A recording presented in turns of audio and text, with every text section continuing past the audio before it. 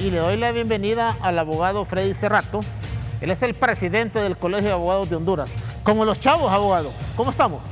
Muy bien, Percy. Es un placer compartir con usted hoy en este momento y venir a interactuar en función de la problemática nacional en los temas que tienen que ver con justicia en el país, la legalidad en el país y desde luego me interesa el bienestar de nuestro gremio, así como del pueblo hondureño en general. Correcto. Vamos a la orden. Bueno, la última vez que estuvo aquí en Arroz con Mango fue cuando estaba usted, ¿cómo se llama?, aspirando a la presidencia. Se logró. Y así de entrada, ¿cómo encontró el Colegio de Abogados? Como esperábamos encontrarlo. ¿O cómo? Destruido, con una mala administración. Sí. Creo que el colegio fue mal dirigido en el pasado, pero pésimamente administrado, donde los directivos jamás han conocido cómo se maneja financieramente una institución. El colegio es la imagen, pero donde se manejan los recursos es en el Instituto de Previsión, totalmente saqueado, para nadie es desconocido, que se llevaron casi 600 millones y lo dejaron en una situación precaria. Aunado a eso de la pandemia, se pagan 8,5 millones de pensiones a los jubilados y en virtud de que no se estaba vendiendo el certificado de autenticidad, el colegio cayó en una situación de un déficit extraordinario. Por eso la primera acción que tomamos fue hablar con el ministro de Seguridad y conseguir inmediatamente un salvoconducto para que los abogados independientes saliesen, desarrollaran actividades, se generaran ingresos para llevar el pan de cada día a su casa, pero a la vez para mover los certificados de autenticidad y poder conseguir los recursos para seguir pagando las pensiones. Todo un promedio de 114 a 116 millones al año que hay que pagar y la gente no tiene ni idea. El gremio en general ni siquiera sabe cómo se manejan. Fíjese que voy a aprovechar este espacio para decirle lo siguiente. Todo el mundo se queja porque paga 281 lempiras al mes. Eso creen que pagan de colegiación y no es cierto. Solo pagan 60 lempiras de colegiación, que son los que le ingresan a las arcas al colegio. Los otros 221 lempiras, fíjese que pasan directamente al Instituto de Previsión. 80 es para pagar el seguro de vida y los otros 141 lempiras es un ahorro que están haciendo y que se les devuelve después en una pensión. El agremiado paga 141 lempiras de ahorro. En 30, 40 años que cotiza no logra ahorrar ni 70,000 lempiras. Sin embargo, como en el pasado esto se manejó políticamente y no financieramente, solo el primer año se le devuelven 70,000 lempiras, más de lo que ahorró en toda su vida. Y si es una persona longeva, se le paga durante 20 años, se le devuelve 1,400,000 lempiras. O sea que tienen una apreciación y un análisis incorrecto. Tienen realmente una pensión que va más allá de lo que se les debería de pagar en función de lo que ahorran. Sin embargo, eso no va a cambiar. Los que ya están metidos y tienen ese derecho, vamos a seguir realizando políticas y mecanismos, sobre todo de buena administración, de austeridad, para poder seguir pagando esas pensiones. Abogado, ¿usted encontró cómo se llama el colegio? Pues en bancarrota, con irregularidades administrativas. ¿Hay delito ahí? ¿Se está haciendo alguna investigación o cómo lo está manejando el Colegio de Abogados? Mire, en la última década, durante los 14 años que lo manejó el Frente Patria y Justicia, pues se llegó un momento de que hicieron auditorías, hicieron un saqueo y se judicializaron esos casos. Sí, claro. Guarda prisión uno de ellos, otro falleció, ahorita el administrador acaba de fallecer en la cárcel y todavía hay que ejercer acciones. Fíjese bien, ponga atención a esto, acciones para poder recuperar los bienes que tiene la OAVI, pero también acciones de orden civil por la cantidad de préstamos hipotecarios y fiduciarios que se dieron en el pasado a través del Banco Atlántida y que suman cantidades millonarias que no se han recuperado. Y hoy lo digo aquí, hemos urgido en este momento al fiscal del Colegio de Abogados, que es del Frente Patria y Justicia, tanto el propietario como el suplente, para que empiecen a accionar, porque de conformidad con la ley orgánica del colegio, es a ese cargo al que le corresponde las acciones judiciales. Y lo hemos urgido porque esta junta directiva, dominada por la Alianza de Oposición para el Rescate del CAT, quiere que se ejecuten, que se recuperen los bienes y que se ejecuten judicialmente todas las obligaciones que tiene pendientes el colegio de recuperar. Entonces, si no lo hacen, lo vamos a presionar y vamos a denunciar porque es necesario que ellos actúen en ese sentido para poder fortalecer las finanzas del colegio y que no quede impune. Ahorita que tomamos posesión había en bancos un promedio de 2 millones, pero había en cuentas por pagar más de 2 millones. En consecuencia no nos dejaron nada. Y yo lo digo públicamente, en este momento hemos ahorrado más en 8 meses de administración nuestra que lo que ahorraron en 14 años. 14 años. Encontré un colegio donde ni siquiera había una sola cuenta de ahorro, sino que solo cuenta de cheque, lo cual implica que las cuentas de cheque no generan ni un centavo de interés.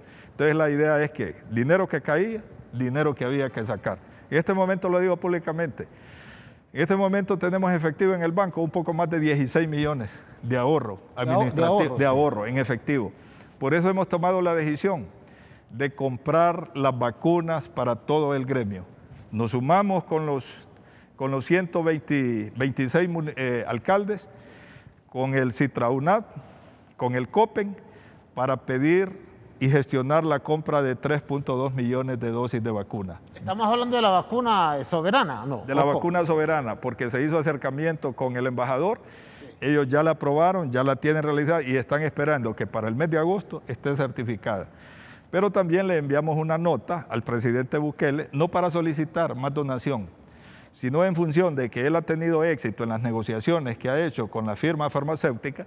Entonces le estamos pidiendo que nos sirva de interlocutor y de intermediario que intervenga para nosotros comprarla. ¿Hay respuesta a esa petición, a esa solicitud?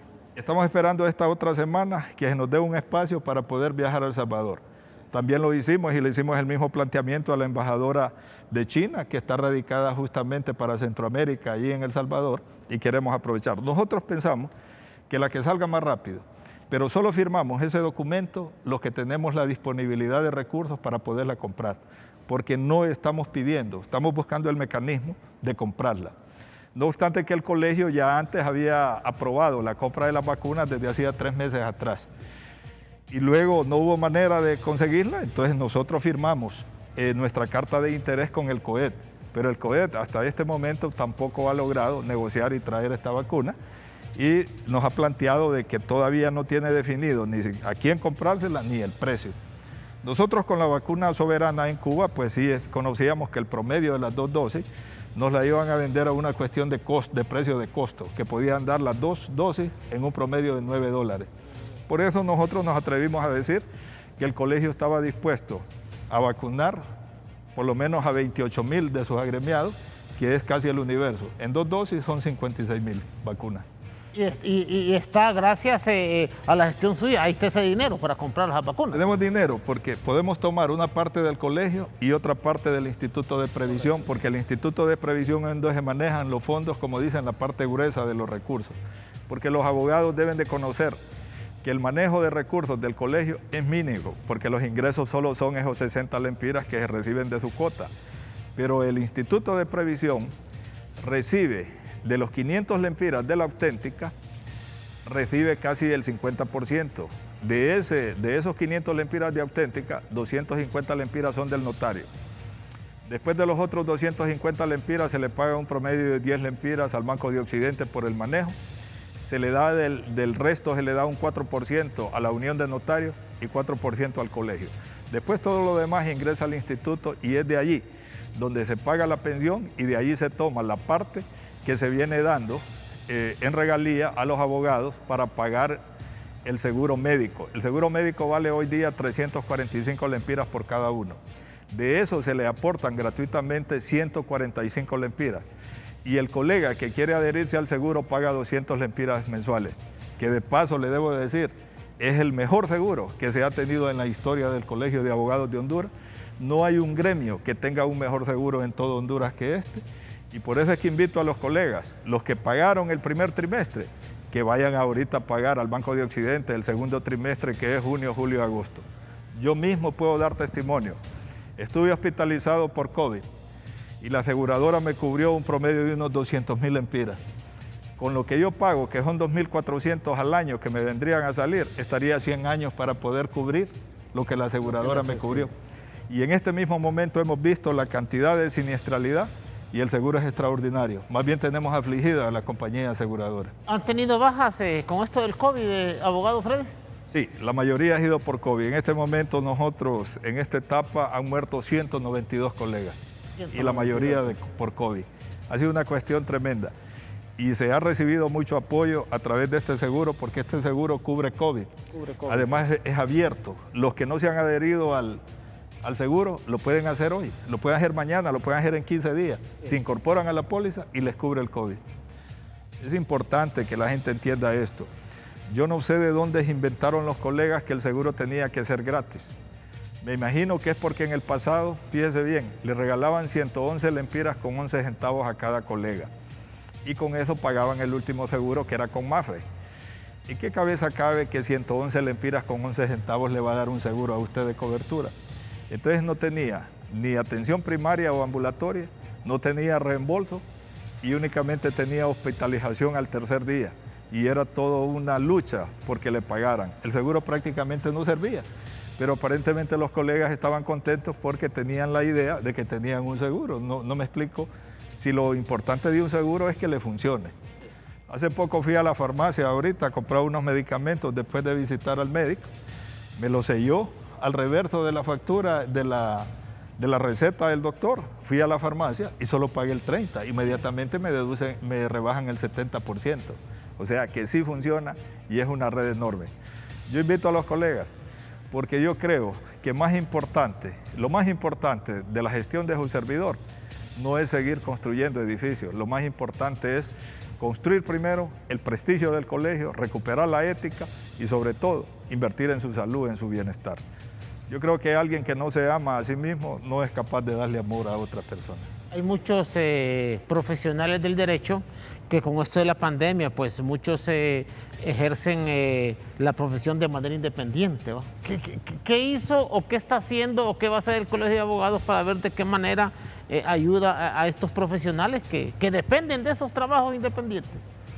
Mire, el colegio le debe garantizar a usted un ejercicio profesional donde todo el sistema de justicia sea dinámico, sea expedito y que haya resoluciones prontas. Nosotros permanentemente estamos haciendo un llamado al Poder Judicial porque tiene una mora extraordinaria y en esta etapa de COVID, que no hay atención presencial y que se trata de resolver las situaciones a través de mecanismos virtuales, los procesos son mucho más lentos. Y hemos protestado porque mientras aquí en la ciudad se habla más de recursos de amparo, recursos de inconstitucionalidad, yo recibo permanentemente la comunicación de los presidentes de los capítulos, donde me dicen que haya un juzgado unificado, que en Puerto Cortés, que allá en Catacamas, que en Ocotepeque, el titular no está yendo a trabajar porque está enfermo o porque ya es una persona de la tercera edad o porque se fue de vacaciones y se paraliza todo el sistema. O sea que mientras en la capital venimos discutiendo temas políticos esencialmente, el sistema de justicia en el país está colapsado. Porque si bien nos interesa un amparo, pero hay una mujer que está desamparada porque presentó un juicio por alimentos y no se lo resuelven en meses y pueden pasar años. Un juicio de divorcio, un juicio de herencia, un conflicto de intereses de una sociedad mercantil, una disputa de propiedades en materia civil, situaciones bancarias. Entonces el país está en una situación incómoda y nosotros hemos urgido que el sistema judicial debe de contratar más jueces, se le da el presupuesto del 3% como mínimo del presupuesto general de la República. Tienen abundancia, han construido enormes edificios y está bien, pero lo que deben de construir es un andamiaje de una justicia que sea más eficaz, que sea más pronta. Entonces, en ese sentido, nosotros procuramos de que el sistema, y urgimos, funcione. Lo otro es que observamos que muchas veces el gobierno va creando disposiciones en áreas administrativas donde cada vez quiere prescindir del abogado, y eso no es posible. Ahorita mismo acabamos de recibir esa situación de SENASA, donde son abogados los que han venido presentando los trámites para la importación de productos y todo, y ahora ya no quieren que participen abogados, sino que lo hagan tramitadores o lo hagan los mismos representantes de la empresa. ¿Y quién avala todo eso?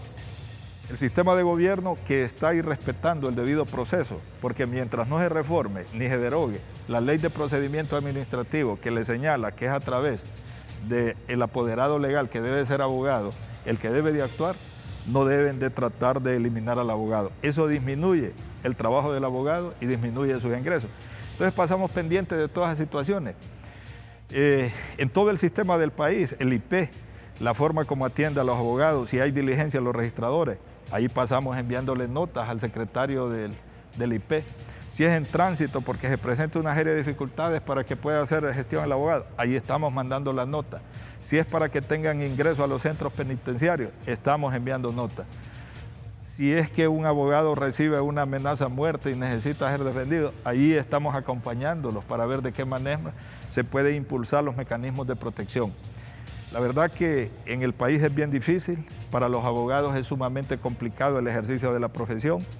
Hemos tenido cualquier cantidad de asesinatos y hemos recibido muy poca respuesta de los entes de seguridad del Estado. Esos asesinatos en contra de los abogados, la mayoría de ellos quedan en la impunidad, o sea que la mayoría quedan nunca, en la impunidad. Sí. Ahorita designamos al abogado, al vicepresidente, a Tony García, sí, para que integre la comisión junto con un equipo y puedan ellos participar de un programa que en Honduras ha establecido las Naciones Unidas, porque habían dejado también una serie de recomendaciones, la MASI, justamente para ver cómo protegía a los abogados, porque nosotros formamos parte de una comisión, de una ley que se hizo para proteger a los defensores de derechos humanos, a ustedes los comunicadores sociales y a los abogados. Iban incluidos ahí. Sin embargo, en la práctica no funciona. Y nosotros señalamos, al igual que lo hizo el Colegio de Periodistas, de que nosotros también nos íbamos a retirar porque no íbamos a hacer comparsa, avalando al gobierno ante los organismos internacionales,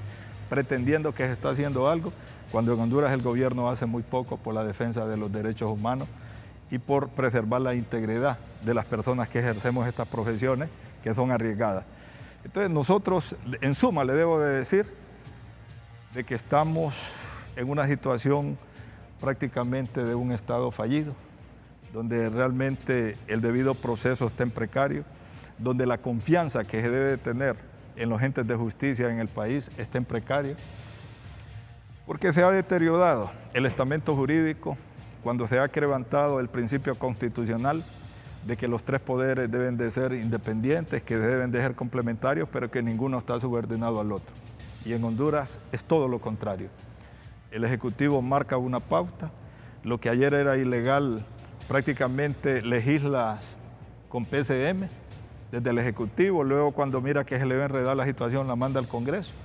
El Congreso es una comparsa donde violenta el principio de la soberanía popular que emana del pueblo y que ellos representan al pueblo y deben de actuar en función de los intereses del pueblo. Sin embargo, no lo hacen, es en función de intereses de grupo.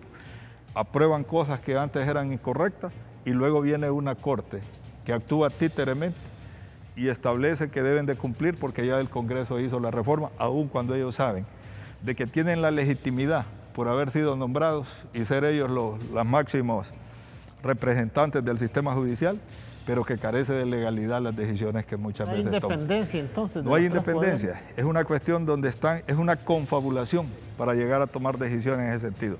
Entonces eso deteriora ostensiblemente el Estado de Derecho, deteriora la confianza, y en un país cuando no hay confianza entre el que gobierna y los gobernados, es igual que en una casa, cuando no hay confianza entre papá y mamá, entre los padres y los hijos, las cuestiones no funcionan. Entonces Honduras es un país que está sumergido en una situación de desconfianza, donde aun cuando el gobierno pudiese tomar alguna decisión bien intencionada, ya nadie le cree en lo absoluto. ¿Tiene que ver esto, lo que usted me está diciendo, con tantas cosas que se han aprobado en el Congreso Nacional y que ha sido avalado por la Corte Suprema de Justicia, o sea, por el Poder Judicial, sobre este tema llevado y traído de las famosas sedes?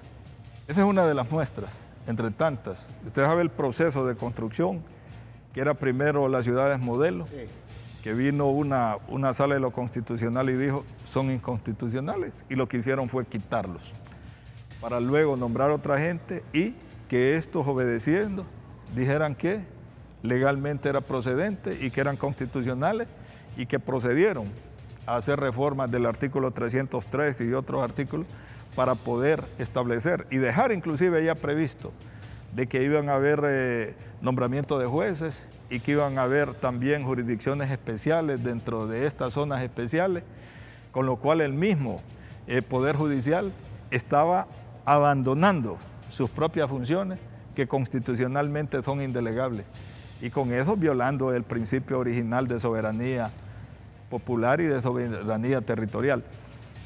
Yo observé recientemente, y de repente aquí puedo decir, me contaron en la editorial de la Tribuna que dicen que el colegio se debe pronunciar. Pues nos pronunciamos desde el 13 de octubre del año pasado. El colegio dejó sentada su posición jurídica con un documento amplio que hace un análisis jurídico, con fundamentos y disposiciones. Específicamente sobre las sedes. Sí. Sobre las sedes. Sí. Y dejamos nuestra posición de que las consideramos inconstitucionales y absolutamente ilegales. Donde consideramos de que el Congreso, a través de los diputados, se excedió y fue más allá de las funciones, porque en el origen es nulo la creación de la sede. Entonces, todo lo que se viene discutiendo ahora son distractores. Entonces, la situación esencial, y es donde deberíamos de atacar todo, es que el Congreso Nacional debe de derogarla. Entonces, cuando en el origen está malo algo, todo lo que se va generando alrededor, interpretaciones, leyes secundarias, pronunciamientos de la Corte, son distractores. Usted debe ir al origen, que así como se hace la ley, así se deshace. Para mí, estos que están invirtiendo en esas sedes, están invirtiendo y construyendo sobre el agua. O sea, se diluye como sal echada en el agua. Este pueblo está absolutamente en contra. Entonces, ¿cómo se explica a usted que el Partido Nacional, porque aquí hay una cuestión política en esto, ¿cómo explica usted que el partido... ¿Qué es lo que realmente quieren con eso de las sedes? Hay una cuestión que no se puede visualizar con claridad, pero estoy seguro que hay un trasfondo. Y lógicamente que es por la preocupación que tiene el gobernante de lo que le espera al salir y terminar su mandato. Entonces se aferra a continuar al frente, a como dé lugar, y si no lo hace directamente, a través de otros que lo representan y que lo sigan protegiendo. Pero así como se ha marcado en este momento, con el pronunciamiento que ha hecho la Corte, usted lo que deduce es que lo que quieren es tener un espacio donde puedan gozar de la impunidad. Un espacio exclusivo dentro del mismo para estar país, ahí dentro sí, del mismo territorio, sí, como si fuese otro estado. Pero a la vez es donde pueden llevar sus capitales mal habidos. Porque yo les digo una cuestión, nada justifica. Yo fui ministro de Economía y yo salí más pobre que cuando entré a ser funcionario, porque nadie se enriquece con un salario. Y yo hasta donde conozco, el mandatario y otra gente, en su vida nunca han trabajado más que de la administración pública.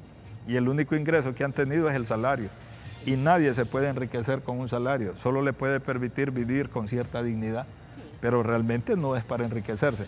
Entonces yo tengo un concepto, cualquiera que se hace millonario en un puesto público del gobierno es un ladrón, porque no tiene posibilidad.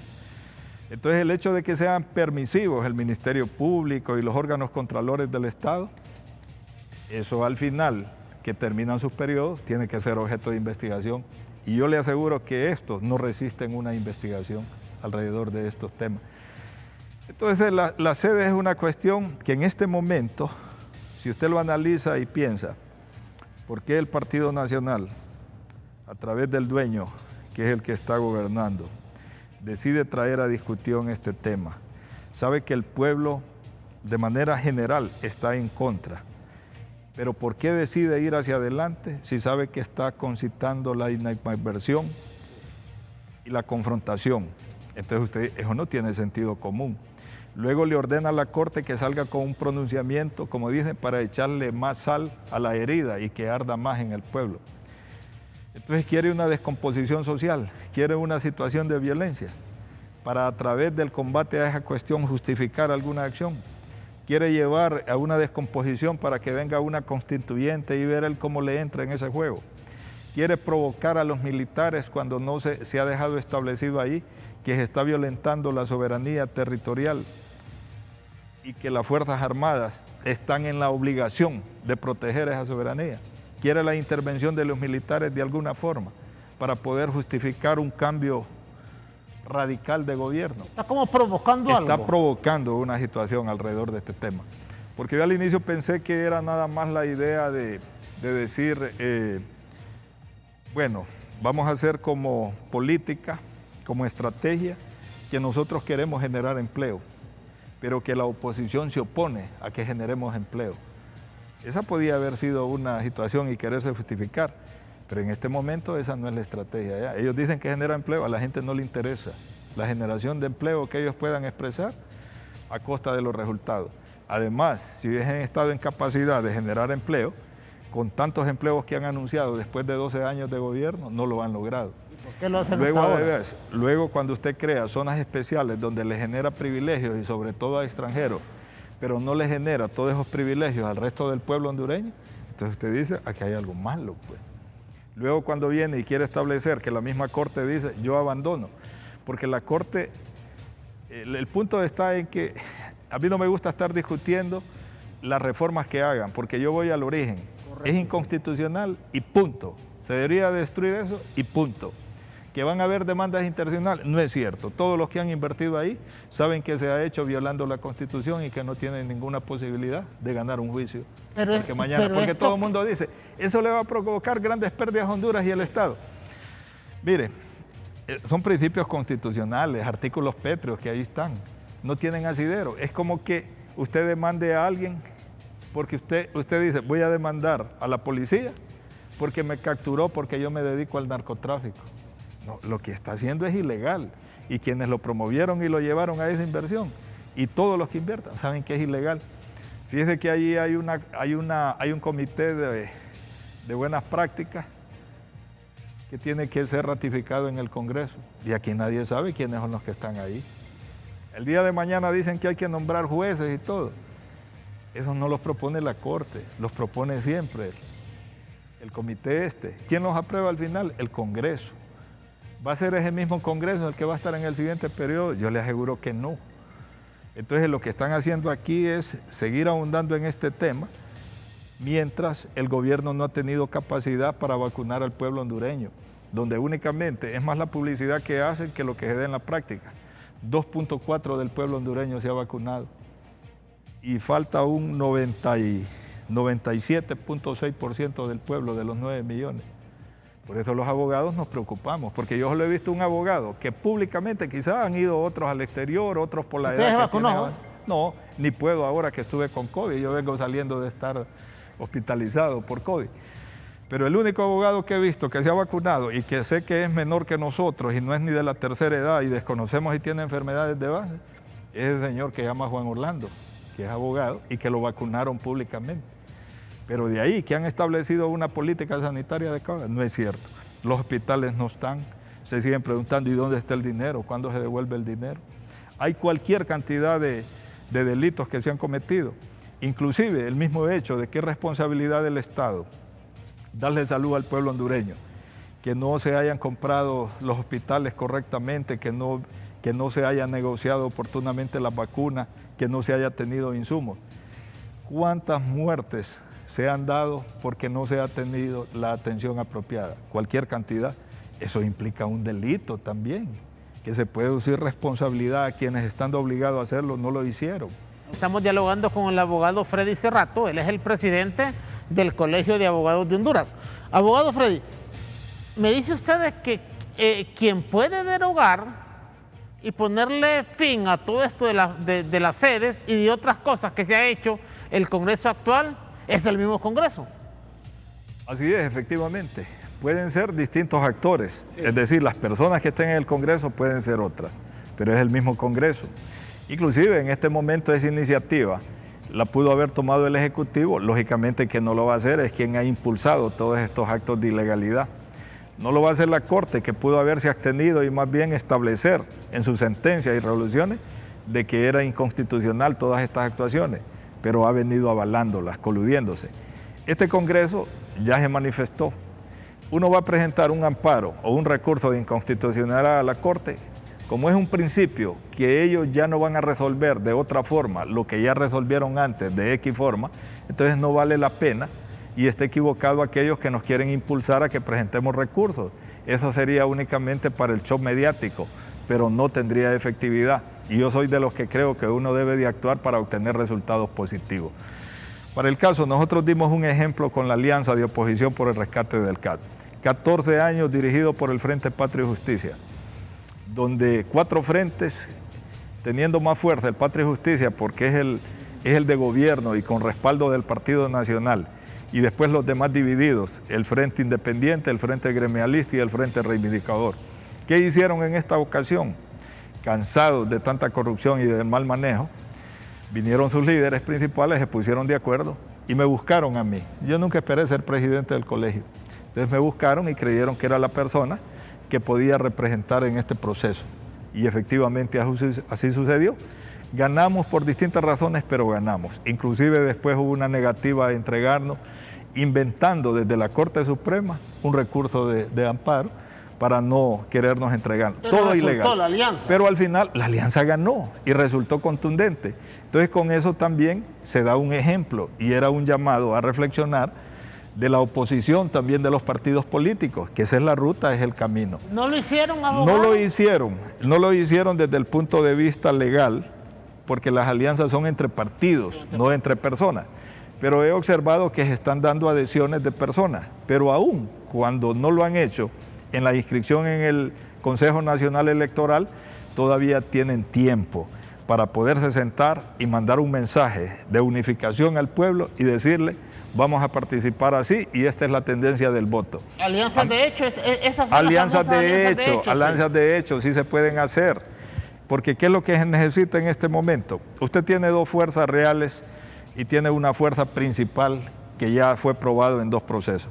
Libre tiene una estructura fuertísima, que Libre con un poco más de respaldo de indecisos y de la juventud, Libre tiene capacidad para derrotar al Partido Nacional. Tiene al Partido Liberal que ha venido en disminución, pero sin embargo el Partido Liberal, con lo que tiene sumado al Libre, es suficiente para derrotar al Partido Nacional. No digamos también si Salvador Narrala, que tiene muchos seguidores y lo que no tiene es una estructura consolidada en el país, pero tiene seguidores, son fuerzas suficientes para poderlo derrotar de manera contundente. Pero en este caso, con solo que el Partido Liberal hubiese decidido hacer una alianza con Libre, le aseguro que allí se da la tendencia para ganar. ¿Por qué? Porque en este momento la población, el elector independiente, el joven, lo que quiere es votar donde mire una fuerza capaz de sacar más votos que el Partido Nacional. Porque el Partido Nacional está totalmente debilitado. El Partido Nacional lo único es que tiene una clientela fija de la gente que se siente comprometida porque lo sigue manteniendo con un empleo, con una chamba o porque ha sido parte de los negocios. Abogado, y estos tres, disculpe, y estos tres que usted menciona que están en la oposición, Xiomara Castro, Yanni Rosenthal y el mismo Salvador Narrala, ¿quién cree usted que se podría aproximar más a derrotar al Partido Nacional? Tomando en cuenta de que no hubo pues alianza partidaria, pero sí se puede dar una alianza de hecho, como usted dice, sí, porque el elector va a decir, bueno, yo voy a votar por fulano porque esta es la persona que puede o se acerca más a quién, al rival, a Tito Fura. Por ejemplo, a mí me parece, se lo digo honestamente, que las posibilidades del Partido Liberal son nulas por sí mismo.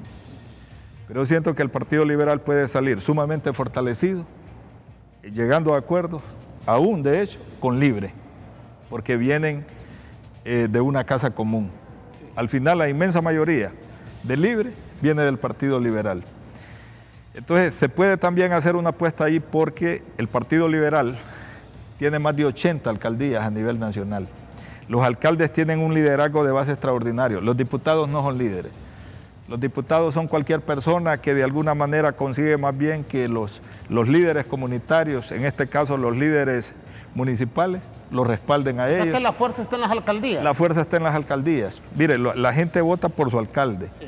Es la persona que transita con ellos para enfrentar las dificultades del municipio. Es la persona inmediata que le da respuestas a sus necesidades y es una persona que tiene prácticamente un clientelismo político. El alcalde daría línea con esas alianzas, de hecho. El alcalde puede establecer línea. Sí. Y el hecho de que Yanni haya ganado el proceso en el Partido Liberal es porque la inmensa mayoría de esos alcaldes decidieron respaldarlo a él. Y es tan evidente que por eso es que hubo tanto voto nulo, porque los alcaldes llevaron a votar, entonces votaban por el alcalde, pero no querían votar por la otra persona en determinado momento que le señalaba el alcalde. Entonces le ponen evidencia. Yo no tengo la menor duda que el Libre gana contundentemente. ¿Y por qué le digo a Yanni? Porque el Partido Liberal no va a hacer una alianza con Salvador Narrala, ni de hecho, debido a las expresiones de rechazo y de ofensa que han habido. Entonces él mismo ha creado un mecanismo de una situación de una barrera en ese sentido. Luego Libre tiene una estructura bien definida para protección de las mesas y para tener todos los delegados. igual los tiene el Partido Liberal. Entonces es más fácil que se complementen y que cubran el 100% de la protección y blindaje que se debe tener en los centros electorales. Para el ingeniero Salvador Narral es más complicada esa situación. Y además creó demasiada confrontación en la alianza que hizo con Libre. Desconocerte que él es popular. Sí, pero es que son dos conceptos diferentes. Mire, liderazgo y popularidad son conceptos diferentes. El líder es aquel que es capaz de atraer y de mantener una masa. La popularidad nada más es una cuestión de efusión y de alegría, pero no es la dedicación y el compromiso de movilizarse y respaldarlo. Cuando usted es líder, la gente lo acompaña, y cuando tiene planteamientos, la gente está dispuesta a arriesgar todo por eso. Entonces estos partidos, Libre y el Partido Liberal, tienen gente que milita, son militantes permanentes de esos partidos y ahí van a estar. Entonces Libre tiene una membresía y una cantidad de electores que, sumando con los liberales, no tengo la menor duda. Y además, cualquier persona indecisa dice, bueno, ahí veo una fuerza. Quiero ir a lo seguro porque lo que quiero sacar es al Partido Nacional del Poder. ¿Se estarán dando esas pláticas a nivel de liderazgo entre Libre y el Partido Liberal para que se dé esa alianza de hecho de la cual usted me está hablando? Mire, lo desconozco porque realmente no estoy participando en la, como dije, en la política vernácula. Me he dedicado exclusivamente al gremio, pero le estoy dando mi visión. Lo que sí es categórico es que el pueblo necesita deshacerse del Partido Nacional. ¿No le da opción usted al Partido Nacional? Ninguna opción. Y eso de que están esperanzados a que la división de los otros, hacer tres frentes y todo, absolutamente. Si no es con fraude, no tiene ninguna posibilidad. Y espero de que realmente, ya ahora que hay organizado un Consejo Nacional Electoral que tiene una representación diferente, donde ya el Partido Nacional no puede imponer condiciones, espero de que la postura entre el representante del Libre y el Partido Liberal sea una conducta de transparencia y que estén por respetar el debido proceso electoral, ¿verdad? Que no se vaya a suscitar fraude. Si es así, yo les aseguro que antes de que se den las elecciones van a tener que llegar a entendimientos, aunque sean alianzas de hecho, porque son necesarias. Además, lo que va a ir revelando eso son las encuestas y las tendencias. Entonces, cuando usted mira que realmente no tiene posibilidad, entonces, ¿por qué tener esa terquedad si no va a ganar? Entonces, mira que hay otra fuerza que tiene posibilidad. Además, aquí hay un adversario común para todos, que es el Partido Nacional, que le ha hecho mucho daño al país. Lo digo yo así categóricamente. Y que me disculpen los colegas, porque yo me debo al gremio. Pero yo, como ciudadano, estoy absolutamente convencido que el Partido Nacional no debe de seguir gobernando, que le ha hecho demasiado daño la gente que ha estado al frente, y que este ciudadano, Juan Orlando, es una amenaza latente para la estabilidad y para la prosperidad que se pueda tener en este país. No vamos a recibir inversión aquí, no vamos a mejorar la economía. Nadie está dispuesto a venir a invertir en un país donde la situación cada día se vuelve más proclive a que haya una descomposición social, porque es otra de las apuestas con esta cuestión de las sedes. Una vez que la Corte se niega a escuchar los recursos de inconstitucionalidad, una vez que tiene un Congreso que no quiere cambiar de posición y un Ejecutivo que sigue hurgando al pueblo, entonces a usted solo le queda lo que establece la misma Constitución, que hay una desobediencia civil a esos actos de ilegalidad. ¿Y a qué nos llevan eso? Casi todo a convulsión. Entonces parece que este gobierno le está apostando a que haya una descomposición social en el país. De repente que no hayan elecciones, o de repente un golpe de Estado, o de repente como salida una constituyente. Pero lo que veo yo es que lo que quiere es oxigenarse y ganar tiempo. ¿Vea? Porque cuando usted está en una situación que se le está terminando el oxígeno, el tiempo está desesperado. Está como acorralado. Así es, cada momento es un respiro, cada momento es un respiro. Entonces aquí hay un trasfondo que yo no le puedo descifrar con certeza. Hay otra gente que son mejores conocedores políticos y que tienen más conocimiento a mano, pero el tema no son las sedes. Aquí hay algo atrás de eso. Y además, mientras todo el mundo quiere hablar de las sedes, se abandona a hablar de la gran corrupción en que estamos sumidos y de otros grandes problemas que debe enfrentar el país. Desviar la atención. Abogado, ¿clave la elección del próximo Congreso? Sí, definitivamente. Hablamos de la presidencia, hablamos de Xiomara, hablamos de Yanni, de Narrala, pero el Congreso es clave, la elección del próximo Congreso. Escoger a esos 128 diputados. Parece mentira, pero es más importante el Congreso que la presidencia de la República, bajo las circunstancias que está viviendo el país. Sí. El Congreso va a elegir la nueva Corte. ¿Cuándo toca los actuales? En enero del 2023. Ajá. Luego hay que elegir el fiscal general de la República. ¿Para esa misma fecha? Para esa misma fecha, y en ese nuevo Congreso hay que elegir también los magistrados del Tribunal Superior de Cuentas. Sí. Y hay que elegir al procurador y subprocurador. O sea que todos los entes de persecución del delito y de fiscalización van a ser electos. Se necesita un Congreso que lo domine la oposición. Se necesita un Congreso que tenga la capacidad para tener la cantidad de votos para poder revertir todas las situaciones ilegales que se han hecho. El partido de gobierno sin duda va a salir con cualquier cantidad de dinero. No sería extraño que la misma gente, que es la que tiene interés supuestamente invertir en estas sedes, sea gente que está derivando recursos o que ya los derivaron para poder apoyar estos procesos y a cualquier costo quebrantar la voluntad del electorado con dinero. El próximo Congreso, por eso el pueblo tiene que entender lo siguiente. Cuando se dan las primarias, uno se puede dar el lujo de escoger. Este me parece bien, este no me parece, a este lo voto en esta corriente, a otro lo voto en otra corriente.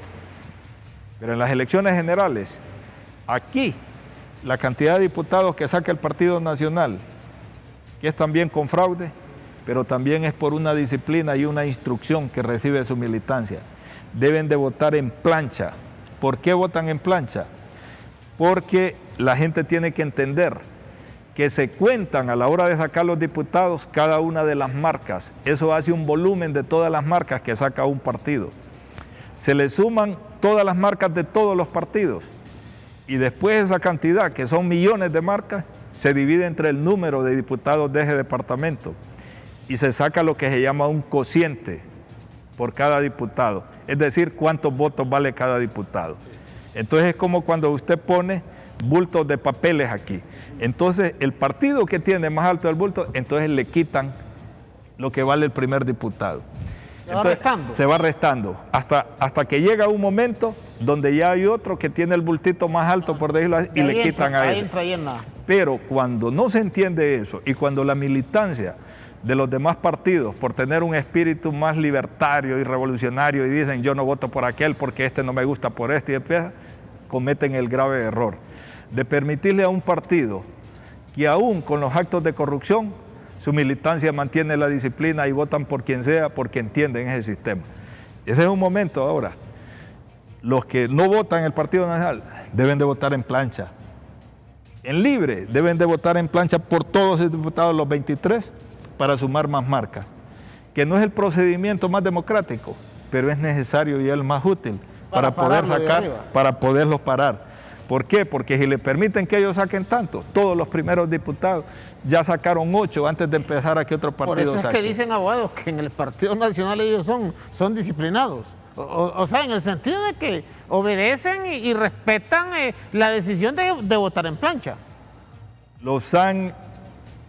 Eso sí, los han educado en el concepto del cociente electoral. Y los otros partidos no tienen disciplina alrededor de eso.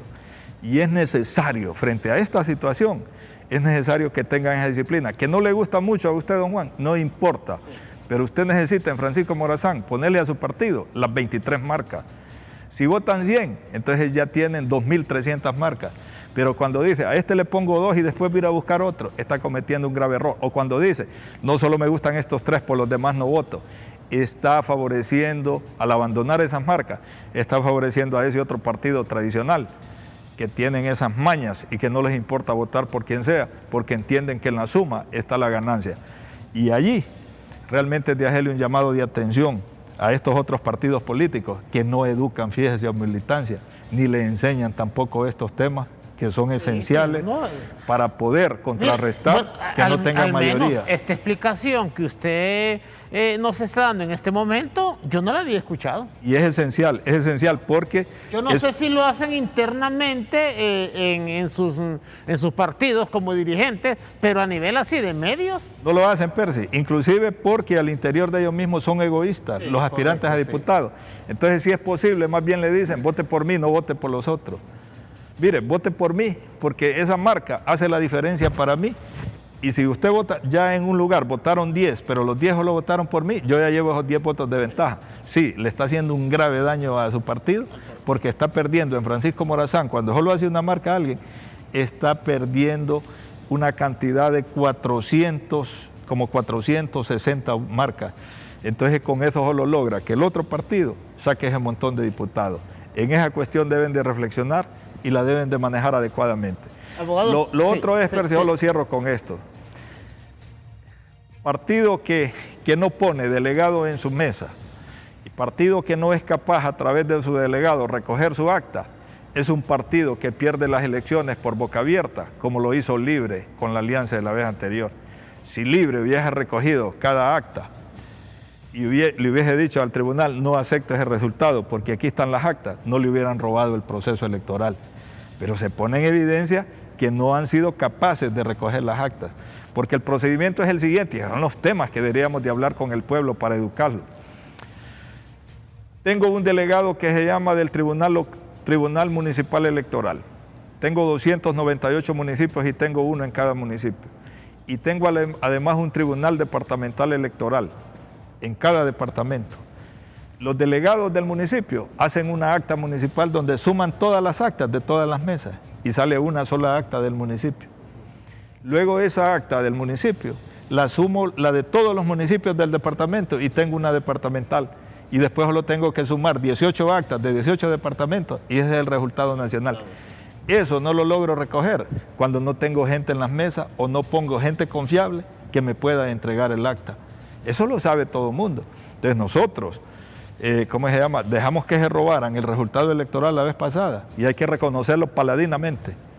Las actas rurales y todo fueron las que inventaron, como dicen, porque no fueron capaces de acreditar el acta que contrastara y dijera, este es el resultado nuestro. ¿Pero fue porque no hubo representante en esas mesas o fue porque los compraron? Una de las dos cosas. Una de las dos cosas, pero de cualquier manera entonces usted debe garantizar tener gente confiable. Fíjese que yo aplaudo que obliguen a los partidos políticos a que acrediten de antemano en el Consejo Nacional Electoral el nombre y apellido con número de identidad y demás datos de la persona que va a estar en la mesa. ¿Y si lo identifica el partido que puede comprarlo? No importa. Ya le dice, fulano de tal, anda a visitarlo. No importa. Esa persona adquiere una responsabilidad enorme porque ya no es un anónimo, ni es un desconocido, no es improvisado. Pero expuesto a ser sobornado. No importa. Póngalo, pero ya sabe, y usted también como partido, usted tiene chance de reunirse con él y de hacerle ver y las consecuencias. Usted va a ser responsable. Y además, no le va a hacer fraude, porque ahorita en el proceso primario es una vergüenza. Nosotros como colegio nos acreditamos en el Consejo Nacional Electoral y fuimos observadores del proceso nacional.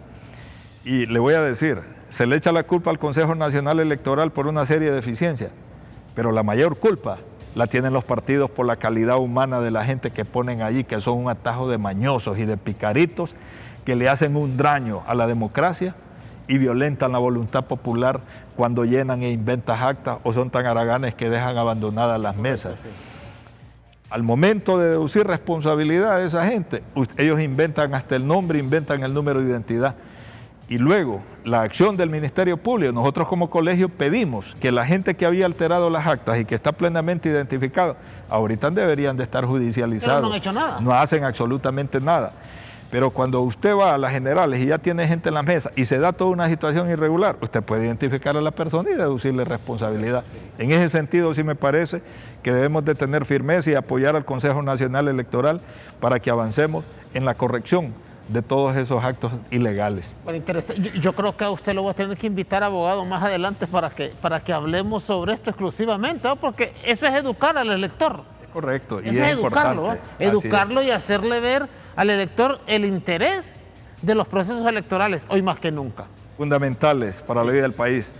Yo le voy a decir, hay cualquier cantidad de problemas en el país, pero resolver la problemática del país, fíjese que empieza por ir a un proceso democrático limpio que nos permita elegir un gobierno que no solo sea legal, sino que sea legítimo, que corresponde a la voluntad del electorado. Eso genera confianza y a partir de la confianza, entonces hablemos de la estructuración y de la ejecución de un plan de gobierno. Aquí los candidatos están obligados, debería de ser una exigencia del pueblo hondureño, que hablemos los temas económicos, como el mecanismo que genera empleo, que genera ingresos, que genera una práctica adecuada en el manejo de las finanzas públicas, porque quien quiere gobernar y no enfrenta la problemática económica del país, entonces anda muy lejos de darle respuesta a la realidad y las necesidades del pueblo hondureño. Nos queda 1 minuto, 2 minutos. Abogado, ¿usted por cuánto tiempo fue electo como presidente del Colegio de Abogados? Por 2 años. ¿Y lleva? Llevamos ahorita sobre 9 meses. El punto es el siguiente. Sí. Fuimos electos en marzo, debíamos de tomar posesión el 30 de abril, hicieron una situación irregular y tomamos hasta el 18 de septiembre. Ahora hay ¿Septiembre? ¿Cuántos meses? 18 de septiembre, nos agarraron el mes de mayo, junio, julio, agosto y sobre septiembre, 5 meses casi. Ahora el tema ¿Vamos a recuperar eso o no? Si decidimos hacerlo, sí podemos hacerlo y le explico por qué. Sí. Porque si bien la ley orgánica dice que deben ser las elecciones en tal fecha, pero dice a la vez que somos electos por 2 años. Entonces nosotros tomamos posesión el 18 de septiembre. Esa situación está por verse. Yo no soy una persona que tiene el gran interés de estar permanentemente o por mucho tiempo al frente del colegio. Soy un hombre que creo en los principios de legalidad. Estamos haciendo las cosas mejor que como se hicieron en más de una década y luego lo vamos a analizar llegado el momento. Porque además este no es un tema que me lo debe de imponer el frente que ahora no está gobernando el Colegio de Abogados. Ellos lo hicieron durante 14 años y medio, con saqueo y con todas irregularidades. Ahora, de repente en los capítulos y los presidentes de los capítulos, ellos también, como eligieron también los capítulos, las directivas, entonces me imagino que ellos tienen interés de estar los 2 años. Sin embargo, nosotros vamos a ver cómo evoluciona y esa decisión la vamos a tomar más adelante. ¿Puede ser usted reelecto o no puede buscar la reelección? No, no puedo ser reelecto y se lo digo aquí, hoy se lo digo. No tengo interés. No tiene interés. No tengo interés. Pero no, sí, no tiene interés porque no le permite los estatutos, la ley. Es porque hay algo que deben de saber también. Yo soy una persona seria, sinceramente. Sí. El colegio no me genera a mí ni un centavo de ingreso. Es a honoren. Y le he dedicado. También les quita tiempo. Le he dedicado casi todos los días y lo he hecho porque gracias a la profesión. ¿Y por qué hay tanto interés entonces en ser presidente del Colegio de Abogados? Me imagino que por los actos de corrupción. Sí. Y en nuestro caso es totalmente diferente, porque nosotros lo estamos haciendo con austeridad, con honradez y con una gran transparencia. Sí me interesa, y lo digo públicamente, y llamo a los colegas, no permitan que la gente que gobernó estos años atrás el colegio lo vuelva a tomar. Allí sí la alianza se debe mantener unida, unificada y todos los colegas para proteger al gremio y para proteger los intereses. En la medida que hagamos bien las cosas, vamos a obtener más beneficios hacia adelante. El colegio viene de la agonía hacia un refortalecimiento, recuperando la salud y sin duda se necesita llevarlo a una situación de vigor. Y yo manejo lo siguiente, estamos recuperando financieramente el colegio, pero tenemos una lucha enorme, que es recuperar la ética, es recuperar el prestigio ante el pueblo hondureño, ya que eso se deterioró muchísimo. Y todavía, cuando no nos entregaban, con eso también quisieron deteriorarlo más. Y el otro día, denuncio esto públicamente, después de que tuvimos una sesión para preparar la asamblea del 30, con los mismos de Frente Patria acordamos cuáles eran los puntos de agenda. Soy un hombre que no tiene agendas ocultas, sino que discutimos las cosas con ética y hemos tratado de tener una armonía y de gran respeto en toda la integridad de la Junta Directiva. Pero me sorprendió sobremanera, siendo hospitalizado, inmediatamente los del Patria hicieron toda una movilización para querer traer gente del interior aquí al colegio, para hacer una cuestión de querer dominar la asamblea y empezaron a mentir diciendo que el propósito de la asamblea era expulsar al ciudadano Juan Orlando Hernández del colegio, a la esposa y a todos los allegados que estaban metidos en actos de corrupción. eso no era punto de agenda. Que el otro punto era la reelección porque yo quería continuar. Tampoco es cierto. ¿Qué es lo que buscaban entonces? Es la cuestión de querer que votación política y de andar buscando recursos del partido de gobierno, decir que están defendiendo los intereses del gobierno. Totalmente falso, lo digo aquí públicamente. ¿Sabe qué fue lo que sucedió? Que también lo debo decir. Como era una asamblea el día viernes, se hizo virtual y ese día le dimos feriado a los empleados y fueron ahí a estar enfrente del colegio y el colegio estaba cerrado. Habían mandado a contratar comidas, es la cuestión, aún cuando Sinajer nos había dicho que no se podían reunir más de 10 personas y evidenciando un desprecio por la amistad y por los valores, cuando su servidor estaba en una situación de COVID, cuando el fiscal había pedido permiso para no estar 45 días y cuando en Olancho habían establecido la movilización por dígito y 2 de los miembros de la Junta Directiva del mismo Patria son de allá de Olancho. Entonces eso a mí me ha dejado con una sensación de paridad, no puede haber lealtad, no puede haber honestidad entre compañeros. Entonces eso también me hace pensar, ahora lo digo así, vamos a ver si decidimos quedarnos los 2 años para los cuales fuimos electos. Y en cuanto a la reelección, debería de aprobarse la reelección, no para que vaya a su servidor, sino porque se desperdicia el hecho de la experiencia que adquiere alguien conociendo el colegio, porque la ley dice que no se puede reelegir ninguno de los miembros de la Junta Directiva Central. Entonces eso es un problema, porque he descubierto que cuando llegan todos los directivos, como decimos vulgarmente, virgos, se llevan el tiempo en querer conocer cómo funciona el colegio, porque no hay nadie referente que venga de la Junta Directiva anterior. En ese sentido, su servidor no busca reelección, pero sí aprobar en la Asamblea la reelección para que lo intente el que quiera, pero también para que quede gente que ya tiene experiencia. Su mensaje final, abogado Freddy. Primero, al gremio. Señores, tengan la confianza que se están haciendo muy bien las cosas en el Colegio de Abogados. Hemos recuperado muchísimos bienes inmuebles que después vamos a dar un informe detallado. Estamos fortaleciendo las finanzas del colegio, hay gran austeridad. En mi mandato no van a volver a haber derroches ni actos de corrupción, ni tampoco bebidas alcohólicas a diestra y siniestra como era la costumbre en el pasado. La vacuna la estamos gestionando para todo el gremio y estamos en capacidad de comprarla. El otro elemento es el seguro médico. Suscriban el seguro médico, quiéranse a sí mismos. Solo son 200 lempiras mensuales y es voluntario. El colegio les aporta 145 lempiras. Y al pueblo hondureño es necesario, bajo la situación de injusticia, de atropello a la dignidad del pueblo hondureño, que este gobierno se vaya y que entre un partido de oposición a dirigir al país para generar confianza. Que el Señor nos ilumine a todos.